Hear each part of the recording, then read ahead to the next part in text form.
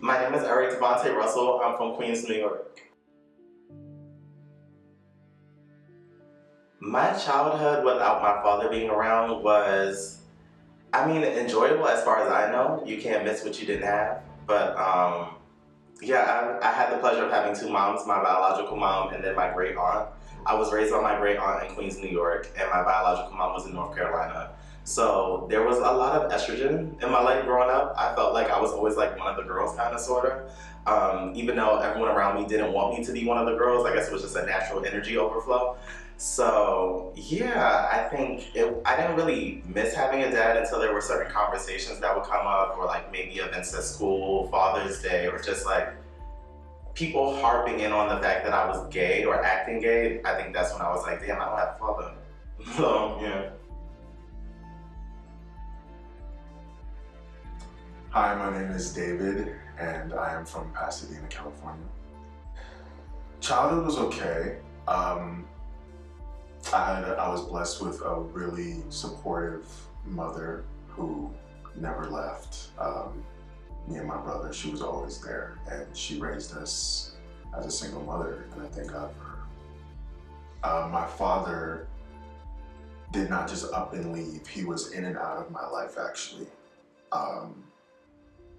If I said or did something as a child or a teenager that he did not like, he would exit out of my life for like a few weeks, and then I would come crawling back to him because I needed my father in my life and say I'm sorry, and then he would be back in my life. So it was on and off for years.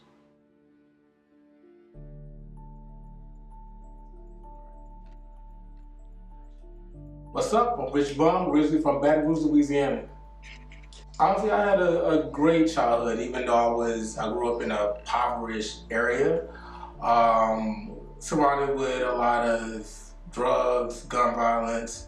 But overall, like, I felt like I had a healthy childhood. I rode bikes, hung out with my friends. Again, I think it was like pretty much like one of the best times, seriously, before technology took over everything. So I got to really like be a kid, be a child. My father actually was not in my home, but my grandfather was I guess that would be my father figure, because pretty much him and my grandmother adopted myself and my sister. So technically I did have a father figure in the home, but not my biological father. Hello. No, I'm just kidding. I'm Nicole Rae from the Inland Empire, Riverside, California to be exact. Don't get it twisted. It's about 55 minutes east of Los Angeles in the nice neighborhood. I had a great life out there. I guess that's all you know. You don't really know anything else until you know something else. So being born there, being raised there, like, I had a good life. So all I remember is a good life, you know. My dad was there until I was about 18. My mom finally decided that it was time to break down and leave him. She thugged it out as long as she could, and she skedaddled. What's up? I'm Mike G. Riggins, a native of Washington, D.C. My father was always gone. I remember meeting him once when I was 12, and we went to the mall. He bought me a pair of shoes. It was Grant Hill's shoes at the time, 1996, I'll never forget. And he brought me back home, dropped me off, kissed me on my forehead, and that was the last time I seen him. So that was like 1996, I was like 12. So he was never around. It was just that one time that I ever seen him.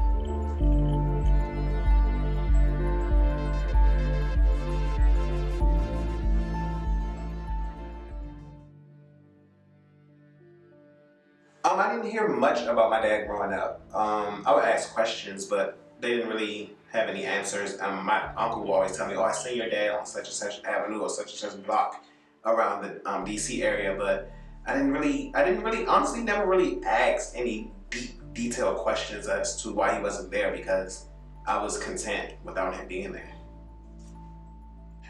Growing up seeing kids with their dads, when I didn't have one, or when he decided not to be in my life for that particular moment in time, it was the worst feeling in the world. It was like a knife in my gut. And honestly, to this day, I still feel that. I know I'm in my 30s, but when I see young children with their fathers playing with them or just spending time with them. It makes me very emotional.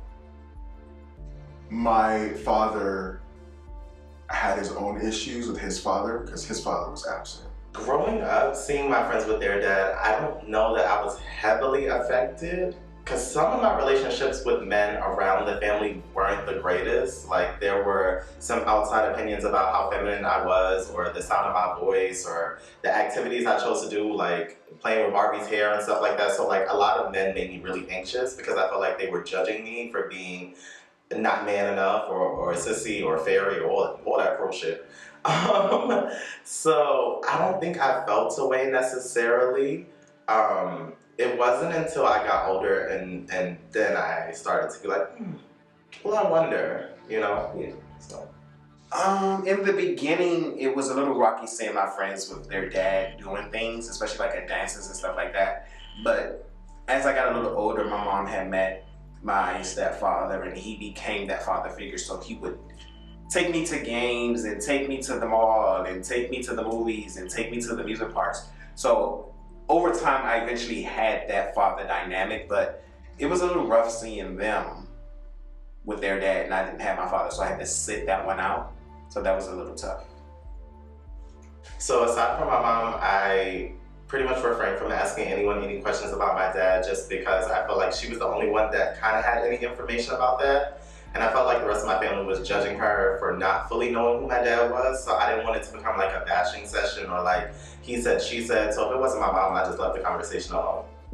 I mean, she didn't have to tell me anything. I lived there for 18 years of my life, honey. That man was a drug addict. He was abusive, verbally, not really physically, but verbally, abusive. He was just, non-existent really. He lived there, but he wasn't there. He was like emotionally, spiritually, physically, and his mind checked out. Father's Day is a little different since my grandfather was in my life a little longer. So I had like a shift. I was in the household with my grandparents, but my grandmother passed when I was going from junior high to high school. It was just me and my grandfather for those 4 years. So I felt like I had him longer around. So when it came to like Father's Day, like it's still different for me. Like I don't so much celebrate Father's Day. I don't even call my grandfather telling him Happy Father's Day because it's I don't know. I guess I still have weird feelings, and even though he is pretty much everything, the whole reason why I made it, I would say, well, made it out, I made it this far. I don't know, like it's different. It's different. So I don't have a negative feeling like the same towards Mother's Day, but it's like I don't actually care about it, as strange as it sounds. I never got a reason why my father left, actually. I know my mom had me at 14 and she didn't seem to have enough information about him. She would say a name or say he would be at like an event, like a graduation or something, but he never showed up. And then there was always like conflict when she brought him up. So I left that alone. Growing up, I can ask questions to anybody about my father, grandmother, mother, cousins, uncles, aunts, anyone. Everyone knew him, so I can ask anyone. There was never a thing where I was scared to ask someone something. Anyone would answer if I asked.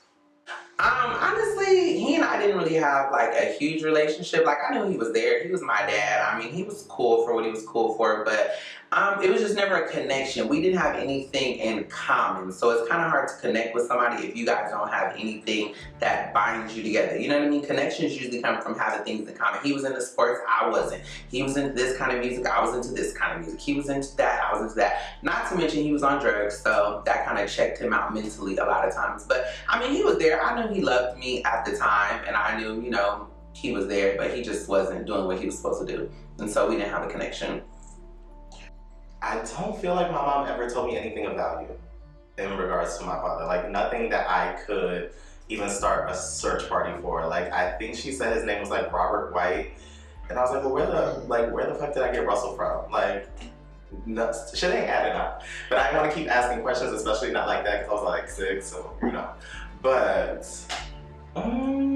she didn't give me anything tangible in regards to my father, and I guess that's why I kind of didn't care either. It was like, I guess at 14, maybe you don't know who my dad is, and I don't really want to pressure you into that, so I kind of just let it be what it was.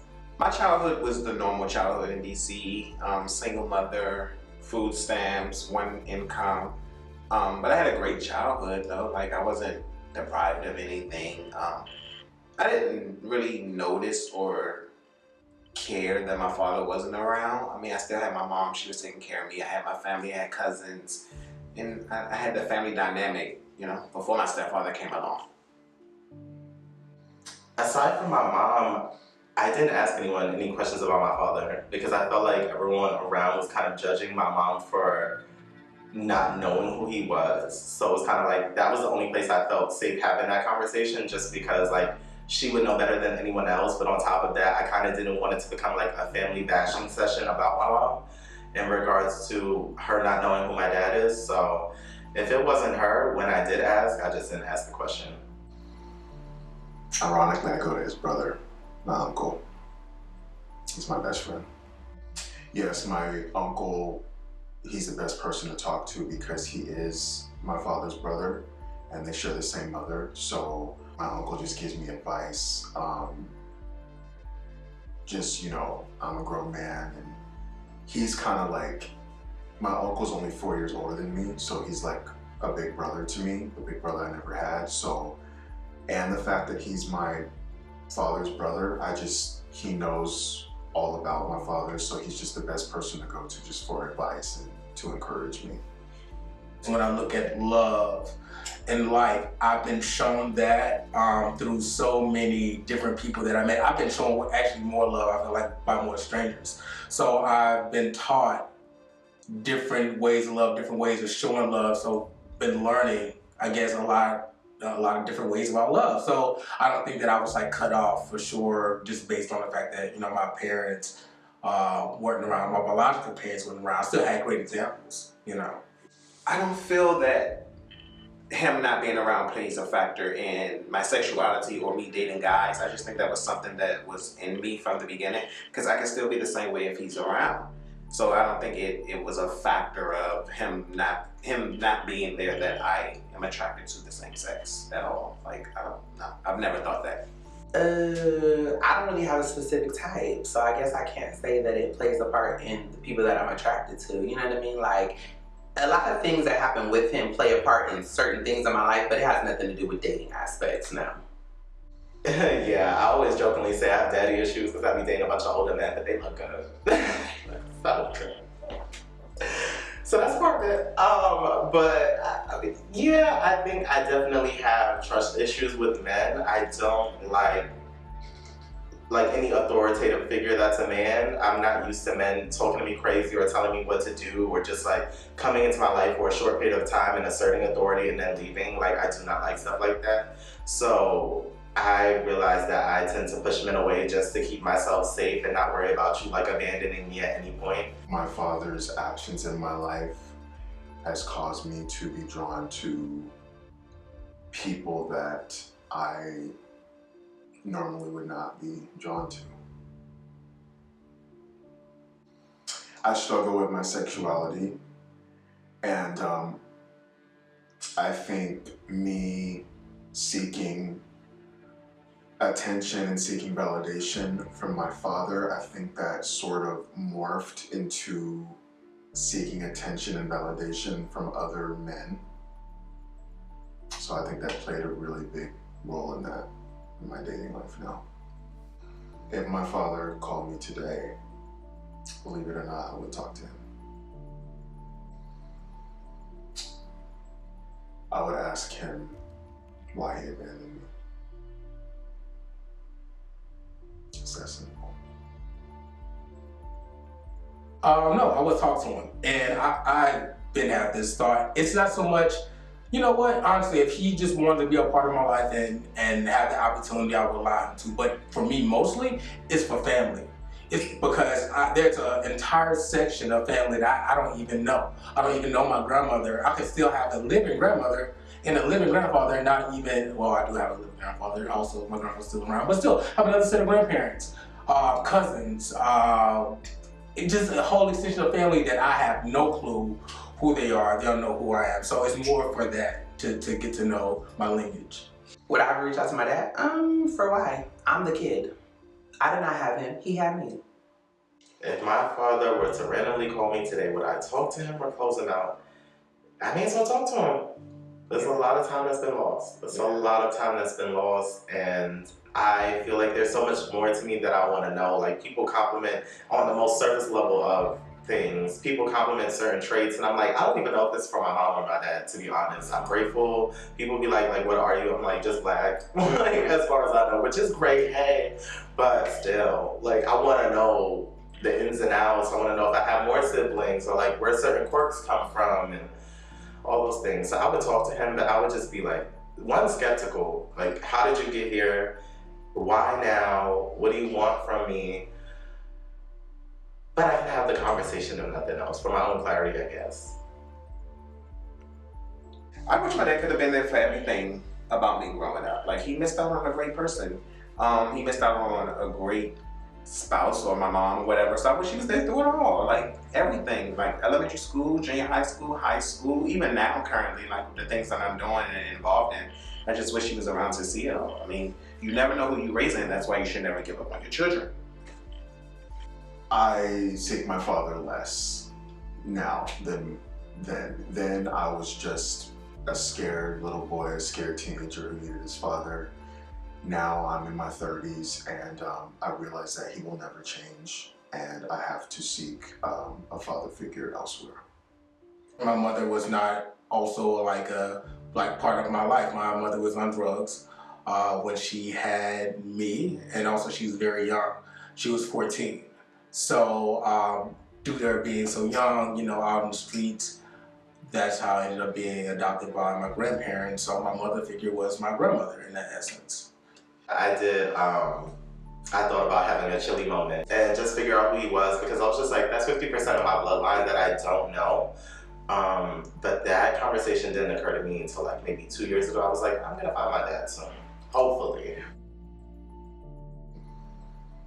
It makes me feel like I was dealt the wrong cards in life. There are some dangerous things that I've done, dangerous situations I've put myself in. And I feel like if my father was present in my life and we had a good relationship, I feel like a lot of this stuff would not even be. It stems from today's present. Like, you know, I'm open. I'm 38 years old. Like, you know, I can't be upset about nothing that happened from 1 to 18. I had 20 more years to figure some things out. It just stems from the fact that I guess we just don't see eye to eye on certain things, or whatever his reasoning is. I don't know. It's his reasoning, not mine. But I mean, I'm open to speak to the man if he would like to talk to me.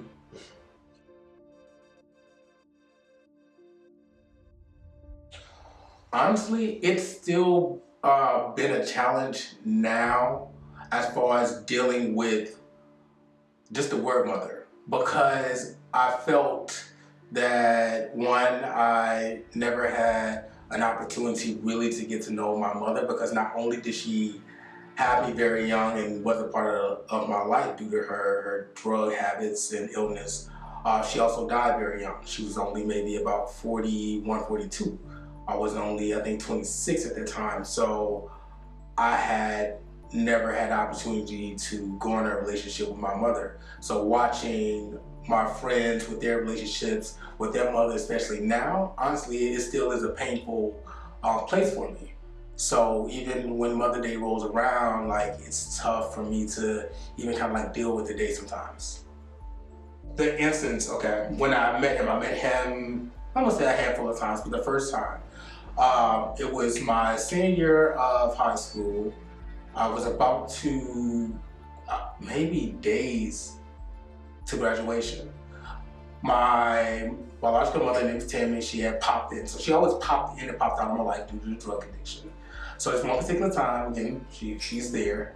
I had never asked about it. You know, 17, about to be 18, had never asked about it in my entire life. So I finally asked about him, and I just asked, you know, like, who's my daddy? I never had asked her that. The next day,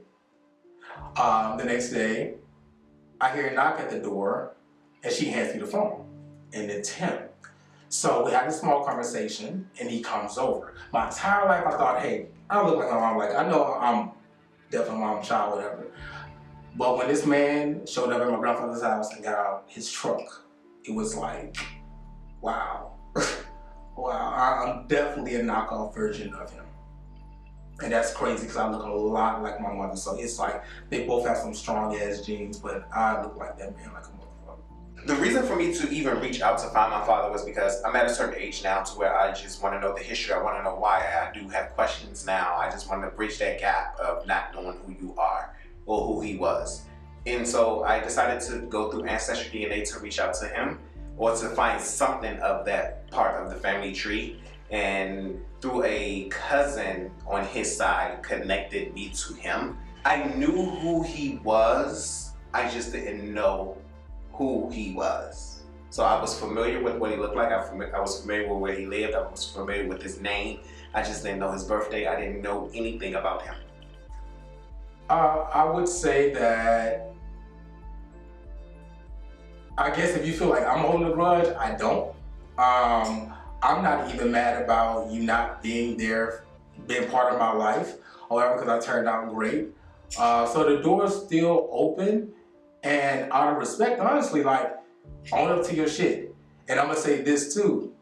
I met my father only a few times in my life, and when I came into the picture, or when I was, when I came into the picture when I was born or whatever, he was getting married that year. So he had a whole life and going, so he wasn't gonna tell about the bastard child that he fathered. So own up to your shit.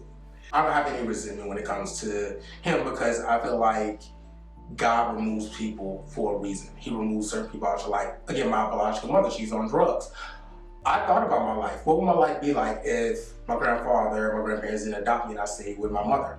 She could not take care of again, I'm the second child. She's, at this time, 15, 16, on drugs, running around. No, that's why Child Protective Services were called and we ended up with my grandparents. So, no, I don't have any regrets about anybody missing a part of my life because I turned out to be a great individual.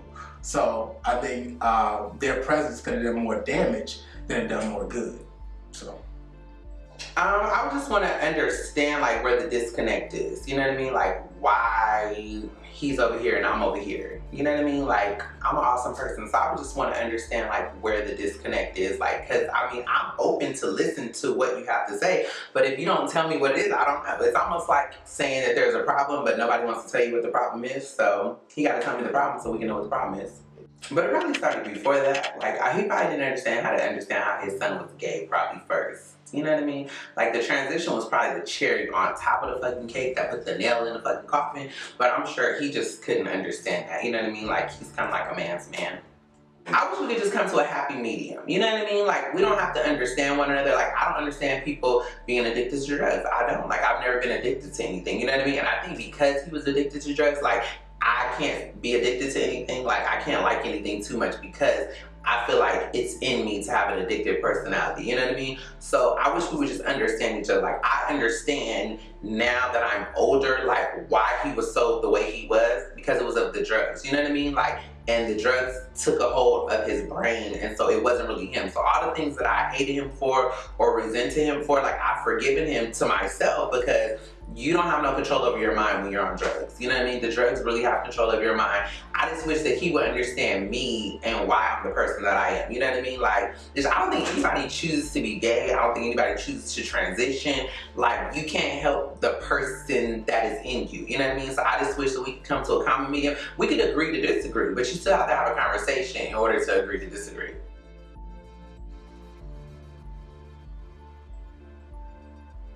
If I could say anything to my dad right now, I would say that he failed me as a father. Says him.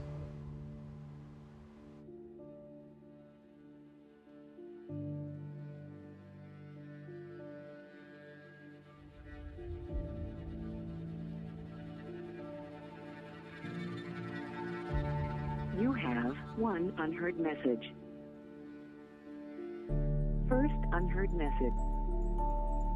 Hey Mike, this is Rig, man. Why you on call, man? What's wrong with you?